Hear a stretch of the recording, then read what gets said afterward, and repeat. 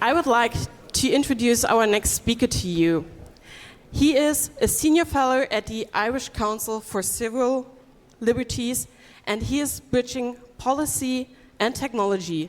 Please welcome on the stage Chris Shrishak for the talk Transparency, Not from the European Commission.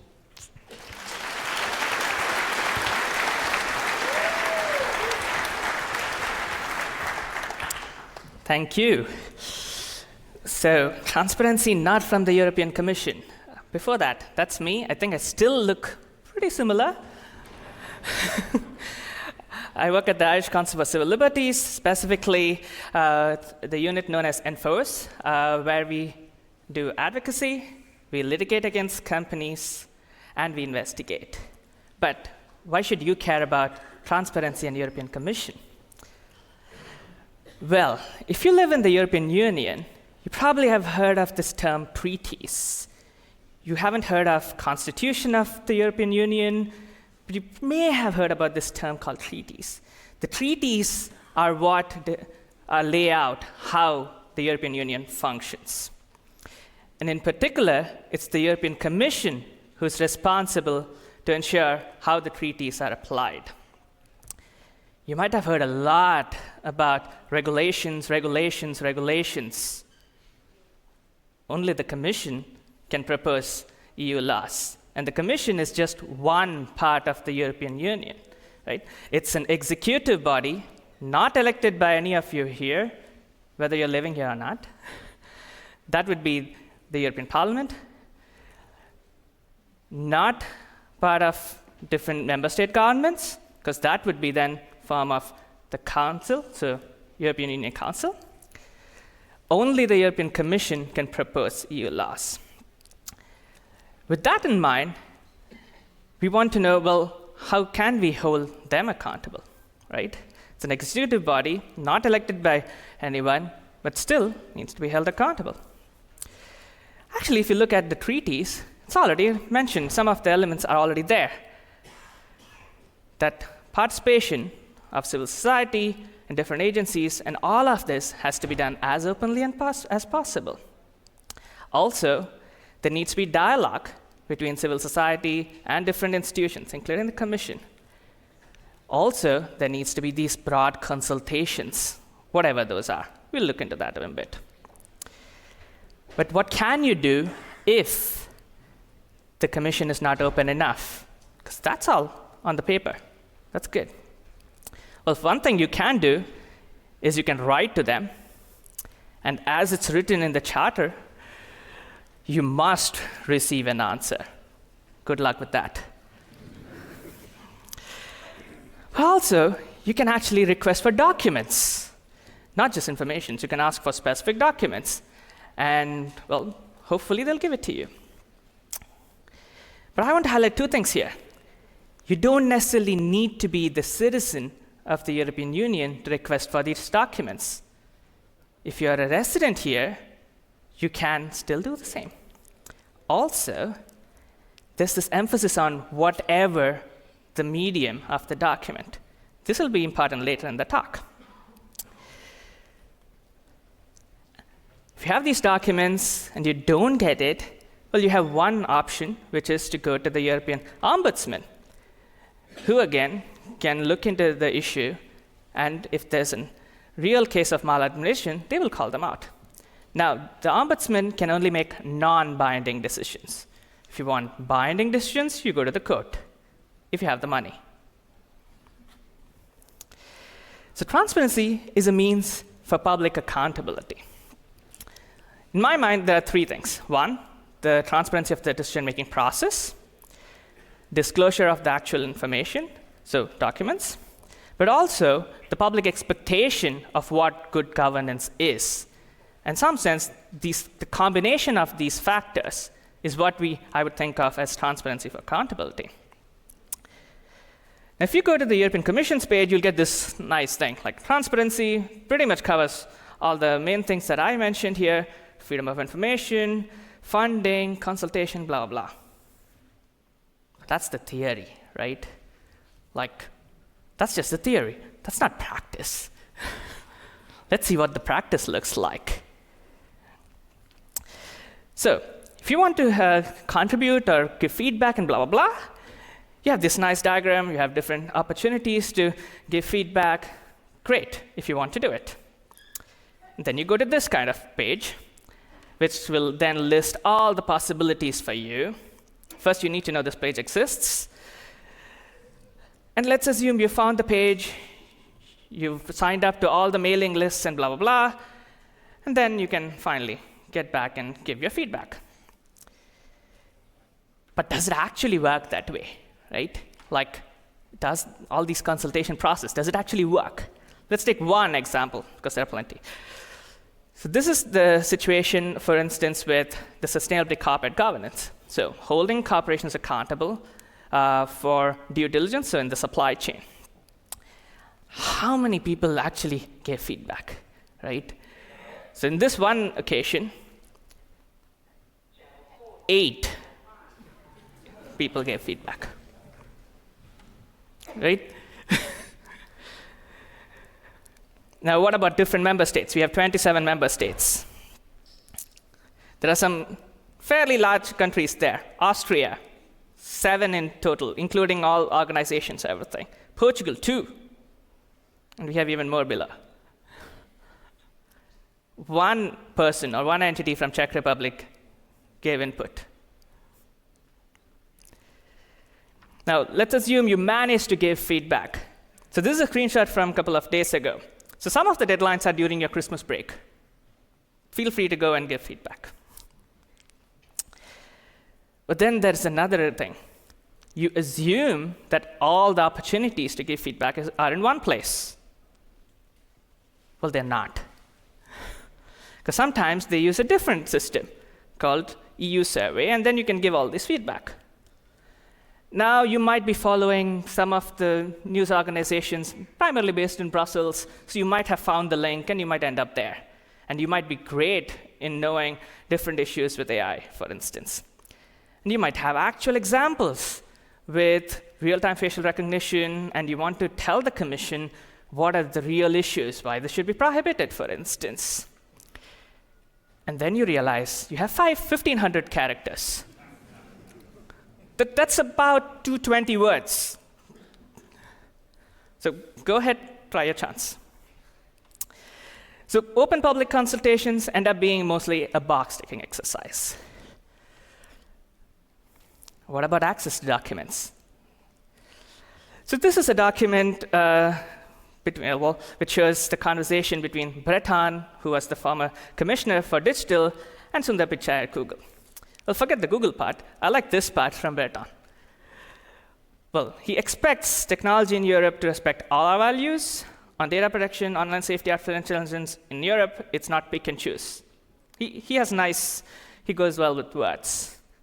But then this is also true, where the Commission gave cloud contracts to Amazon, right? It's the same Commission, by the way. And then there is also investigation to the same company. So Microsoft and Amazon to the same case. We did have some preliminary decisions regarding Microsoft. I haven't heard in the 3 years from EDPS about Amazon yet. But how much have they actually spent on that contract, right? So that's more than 54 million public money to Amazon, and then roughly about another 50 million also to Microsoft. You might not be interested in money, but you might be interested in this kind of stuff, trade. So in the EU, we always talk about lawmaking for the internal market, because the laws apply to the EU market. But here's an example where the unit for trade is telling the unit for connect, so which is digital, like, hey, you need to make these corrections because we committed something to the United Kingdom, who are not in the European Union anymore. So please make these updates so that we can manage our trade negotiations. And here's some interesting one from Meta. So they want to apply 4 principles when it comes to metaverse. Never surprise people, provide controls that matter, consider everyone, put people first. I think all of them sound better than move fast and break things. but I don't know what this actually says. And you might have heard about European identity system. And here's Google generously asking the European Commission if their wallet can become an EU official wallet. And thankfully, our folks do know that there is something called interoperability, and we should focus on that instead. More than documents, sometimes just the responses from the Commission are very interesting. So this is one case where 2 documents, they listed out and would not give it because just disclosing it would deter the Commission from expressing its opinions, even their internal discussions. And what are these documents? Well, these are meetings with 2 companies. Like, they have the document.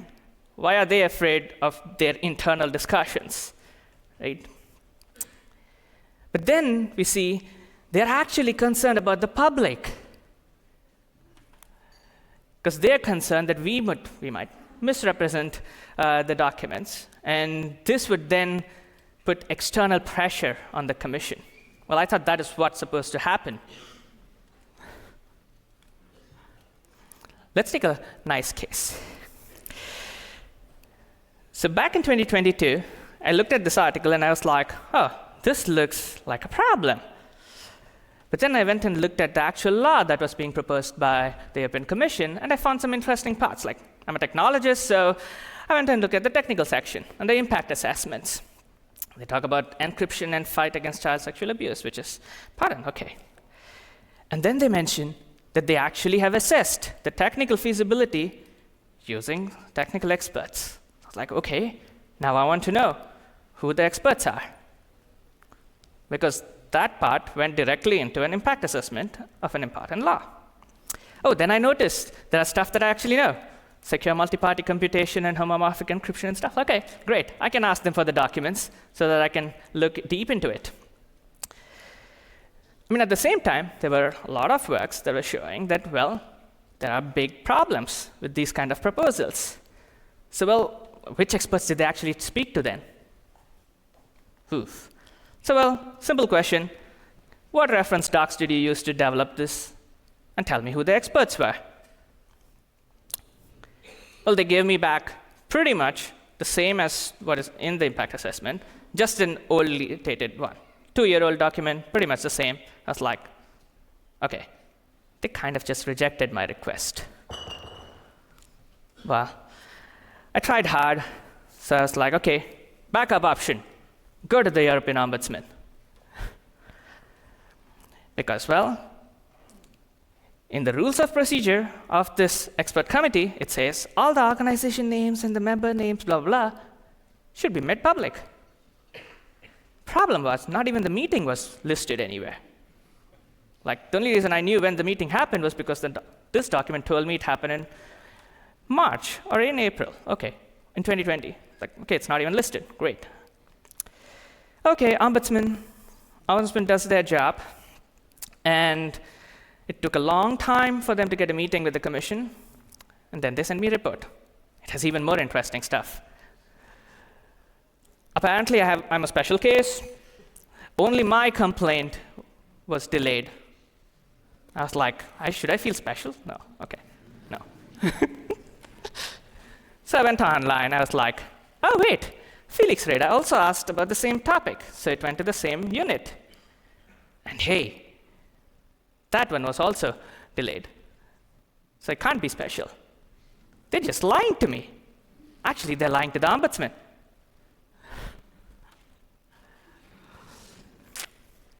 That's their first trick.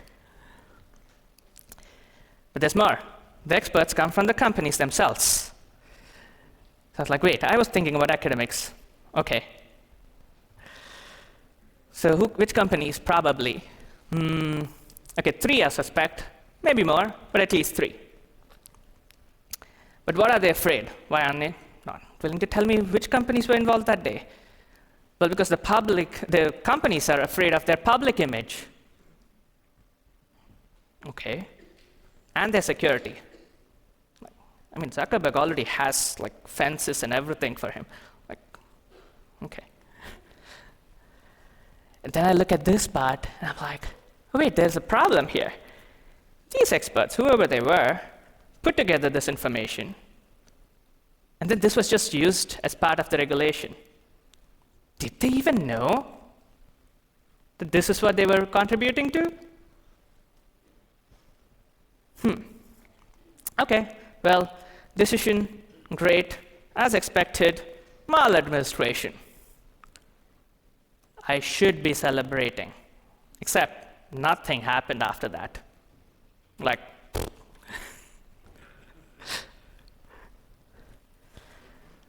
but then there are leaks. So like, okay, well, we got the document anyway, not through the sources we wanted to. And here's the list, and I was like, okay, well, Netspolitic published it.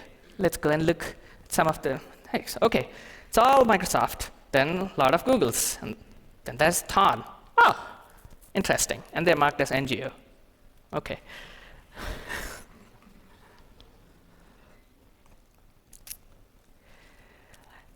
The only thing that did change, though, was this transparency rule.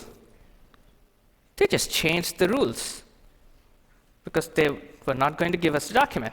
So the transparency part became more intransparent. Here's a different case.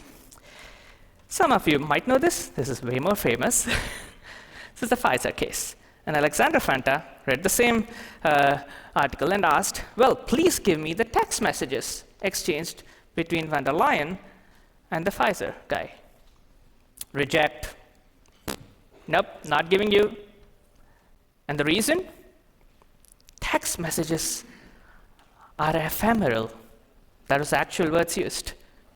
They're like footsteps on the beach. They'll just vanish.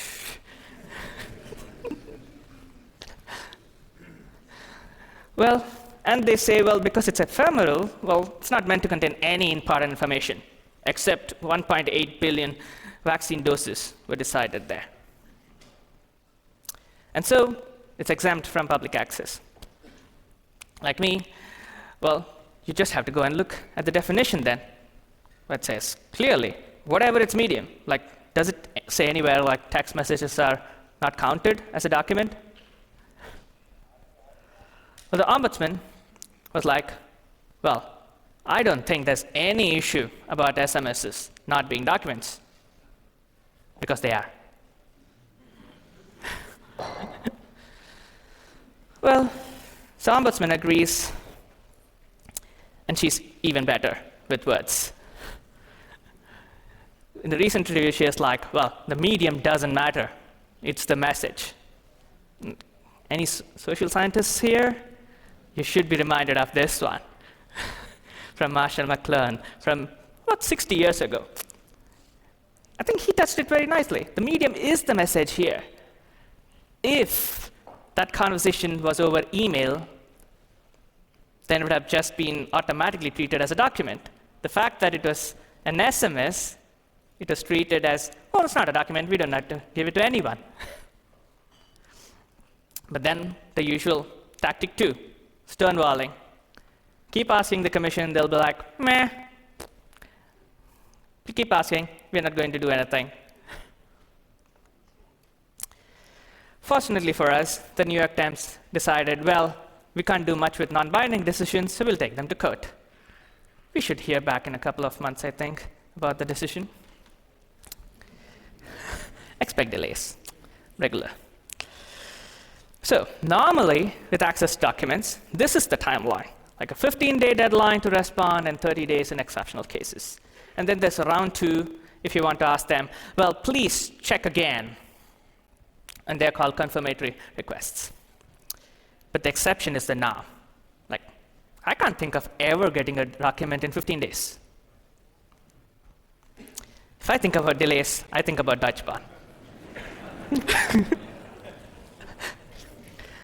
I think a lot of you might have come here by train. Mine was 20 minutes late. I don't know about yours. So I went and looked at their numbers. Like, they don't have a strong reputation for being punctual. So I thought, okay, well, let's look at their numbers. Okay, long distance, 72% punctuality. I mean, they're flexible in how they assess. Like within 6 minutes, it's on time. So I thought, well, let's put the Commission's number there.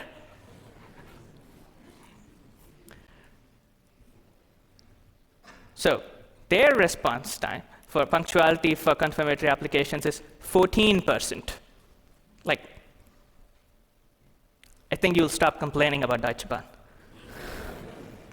And I've been flexible just like with Deutsche Bahn. Like, only counted the 30-day part, not the 15 days, because then we might be down to single digits. These are nice numbers. When the Ombudsman asked the Commission, please tell us the 5 longest applications. So how much long did you take, the maximum length, just to respond? It wasn't minutes, because that would be Deutsche Bahn. It was days, right? So some folks were waiting for nearly a year just to get a response. But, I mean, these are numbers. Take it with a grain of salt. Also tequila, and with some lime. Because sometimes the Commission might come back and ask for clarifications. Well, you asked for this document, but hey, we have like 100 documents. It'll take a long time. Please tell us which of these documents you want. And often that question will come in on the deadline day. And then the clock resets. So those 15 days are wiped out. And they'll say, well, we'll restart the clock on day 0 when you respond again. So this was the theory. And this is the practice. Thank you.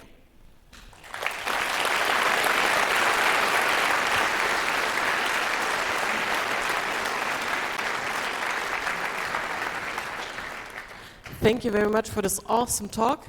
We still have time for some questions left, so if you want to ask a question, please line up at the microphones. So, what was the longest time that you had to wait for a document? Couple of months, because I know some of the tricks. Okay. You should tell them afterwards. We have a question on that microphone, please. Yeah, first of all, thank you for the really wonderful presentation, but I would like to get practical, let's say.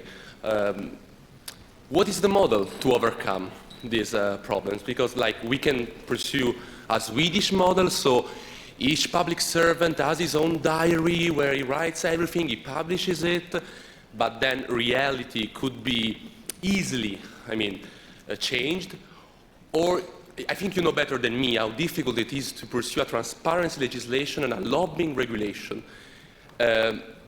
How can we do that? And how would you reply to many EU scholars in social studies, political science, law, etc., that says that the democratic awkwardness of the European Union, so the fact that the European Union is not that transparent, is what gives it output legitimacy. So what makes the EU able to react in the act in the long term, because that's something that scholarship argues. How would you suggest the regulation, and how would you reply to these concerns of many scholars? So in the first part, if I understood correctly, what you're asking is, there's the aspect of a lot of work intended to be made transparent, and there's aspect of a lot of work intended not to be made transparent, and these together combine in a way where in the long term it appears that it gives greater legitimacy to the European Union in some way or another.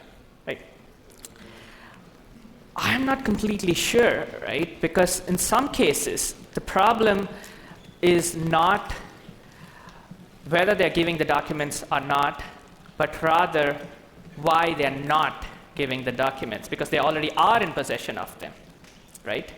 And some of the examples I gave are not about things like actual exceptions that is already embedded in the law. There are already exceptions like military, economic policy, personal data, which is all good. Not everything needs to be made transparent. There are already exceptions in the law. The question is whether the Commission is actually using those exceptions honestly, right? And in some cases, they're just protecting information from actual companies, which is not actually protecting their decision-making in any way. It's actually information from third parties that they're protecting. So in that sense, I'm thinking, is it actually beneficial to them in any way? I don't think so. Thank you. All right, then we have a question over there. I have two questions. One is, do you think the ombudsman is useless or is not doing their job right? And the second question is, what's written in the treaties, how can you force these actors, like the Commission and the ombudsman, to do their job well? So on the first question, is the ombudsman useless? The ombudsman has strong powers, except it's non-binding, which means that an ombudsman can take a decision, and then it's up to the recipient, in this case the European Commission, whether or not to act. As opposed to, if it was a court decision, which is binding, the Commission just has to act, right? So that's the difference. On the second part, how do you hold them accountable with the treaties? Two things. One, put pressure in if you can. The second thing, use the legal tool, litigation. So if the Commission, Ombudsman, whoever is not doing the job, you can actually litigate against them, right? In some cases, actually, you don't need to litigate. Sometimes you just have to ask well, put external pressure. So we had a case which was not an access document, but with respect to monitoring of the implementation of GDPR. I work for an Irish organization, and the Irish Data Protection Commission has for a long time dragged its feet with respect to how it's doing its job. And the Commission's duty is to actually make sure that the law is implemented, which means it needs to have the numbers. So we kept asking, and they kept pointing to a database from the 1980s, and we were like, that doesn't work? Even the European Data Protection Board says that's not the right thing to check. Multiple letters, 1.5 years, I think, and then the Ombudsman puts pressure on the Commission, and things did change to an extent. Now, it's not a full solution yet, but it takes a long time, and it'll be the same thing with litigations. But the problem with litigations, you need money. How much? All right. It's about... It could be 6 to 7 digits. Then we take the next question over there, please. Yeah, so in Germany we have the option to go for an inaction lawsuit after 3 months of inactivity. Is there something similar for that on the European side? You can. So I said I know the tricks, which basically means that there are parts in the law which says if you don't get a response within 15 days, and you don't get an explanation why there is or if there is an extension, you can automatically ask for a confirmatory application. And then again, if the same thing happens, you automatically go to the Ombudsman, right? So if you don't hear anything for 30 days, you can directly go to the, by that time you can already start going to the Ombudsman, right? So that's a possibility. And the same thing, you can also go to the court. So the Ombudsman route and the court route are kind of in parallel. You don't have to do one or the other, you can do both. But with the Ombudsman, you have more time. With the court, there is a restriction on how soon you need to go to the court. So that option is there. Okay, because you just explained that the Ombudsman, he can say something, but no one has to take action. Yep. Yeah. I mean, I have to say, the outgoing Ombudsman, Emery O'Reilly, has been fantastic. So. All right, then we have one more question over there, please.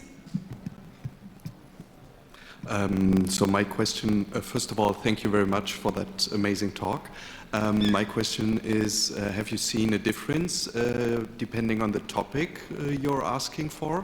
Like other topics that are getting answered very good and very fast, and other topics that take a very long time and that are very hard to come by? So with the child sexual abuse regulation, I think pretty much everyone I have asked who asked for documents had a long struggle. So that is one clear example. In some cases, the struggle is because the Commission thinks it's very political and wants to keep documents to itself and wants to find ways around it. So that happened with that. Trade is another. If you ask for trade documents, you're going to struggle. Surveillance. I remember asking once for CCTV documentation, and they said, well, that's a national security issue. I'm like, I can see the manufacturer. Like, what is easy? I think it's more with respect to whether the issue is political or not, because I think the Commission often treats it differently, and if it's from the top. It's not the actual civil servants who are doing the job. It's coming from the top. And actually, Emilia O'Reilly recently gave an interview, and she was basically flat out like, well, see, if you have the commissioner like Van der Leyen, who turns everything into political, you're going to struggle to actually get any transparency out of that commission. All right, thank you. There's another question over there, please. You mentioned the ombudsman, but what about other supervising institutions like European Data Protection Supervisor?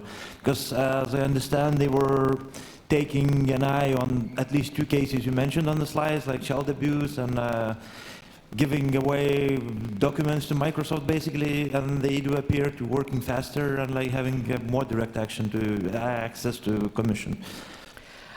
So the Ombudsman has a fairly broader purview of things.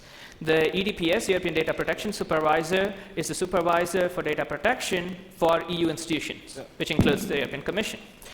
So when it comes to data protection, then yes, they have a role. With the Microsoft thing, they did reprimand the Commission, and it's an ongoing issue currently. With the AWS thing, we haven't yet seen an output, but they do their thing, but they can only focus on personal data. Okay. Now, that's going to change soon, because they're also going to be the AI regulator for the European institutions pretty soon, so they will have a broader mandate, but it's still, they can't cover everything. They need to be very specific into what they can or can't do. Thank you. All right, thank you. Another question at the back, please. Hello. I want to know if there is a chance to have more leverage on such a request like you do. I mean, it sounds like you are like a lonely fighter. You put in your request, and potentially there might be 100 other people or organizations having the same thinking if they would see your request. Oh, I want to have this too. I mean, is there a way like a petition way where multiple people join one request? Is there something like this present, or at least that you can see that these requests are pending, that they're in the process of being processed by the EU? Yes, there's actually a forum called Ask the EU. So many of us actually use that whenever possible to make the request, and it's fully public. So when one makes a request, anyone can see it. When and if there is a response from any of the EU institutions and actually bodies, so folks like EDPS is also bound by the same law there, you can see, right? So it's not, let's say, a joint request, but it's open to the public and everyone can see it. And I'm definitely not a lonely warrior. There are plenty of journalists in the EU who are working much, much harder on these issues, and some of them do work quite closely with each other, sharing tips on what to do, also sharing things like what the case laws are, because often you have to actually argue against the explanations from the EU institution based on existing case laws. And not everyone would be on top of existing case laws. Yeah, but sometimes, you know, there's the issue of parallelism. I mean, if like 50 organizations do rather the same thing, then the Commission can even more hide and say, oh, I'm swamped, I'm sorry. And there's the wording a little slightly different, despite it's about the same topic, and then it gets like a little wishy-washy. Yeah, so the Ask the EU forum is great in that, because you would immediately see someone else has asked. And also the responses then are public. So if a document comes through, you have access to the same document as everyone else, because, as I said, it's public access to documents. So once they release, it's freely accessible to everyone. Yeah, it's just thinking to have this pressure more concentrated, and not that it gets diluted by these maybe parallel things, and the sense that it's just one guy. Yeah. We can talk offline. All right, then one last question from my side. What can we all do to make some pressure on the lawmakers at the European Commission? Ask for more data, but also one of the elements of the EU setup is that, for instance, the European Parliament is also responsible to hold the Commission responsible. So you voted for your parliamentarians, and they are responsible to hold the Commission responsible as well. And in some ways, they are more stronger than the Ombudsman. In other ways, they are not. So ask your parliamentarians. There are plenty of good MEPs out there who would take it up.